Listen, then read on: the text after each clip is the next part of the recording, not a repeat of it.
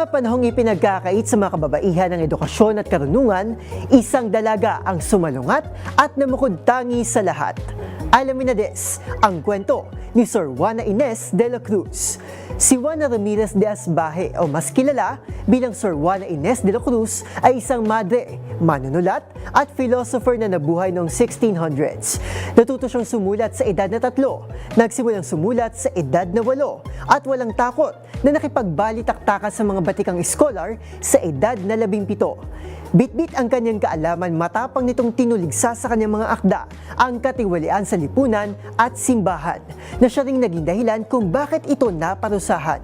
Sa kanyang huling akda, nilagdaan niya ang isang confessional gamit ang sariling dugo at sinulat ang mga katagang "I, the worst of all." Gayunpaman, kinikilala siya bilang the 10th Muse at Phoenix of America, isang babaeng nagniningning sa panahong ang lipunan ay para lamang sa kalalakihan. Tandaan, mas makulay ang mundo kung alam mong hiwaga sa pag-ikot nito. Ako po si Arnold, nagpapaalalang sa kaalaman ay walang labis, magsaliksik para siguradong alam na des.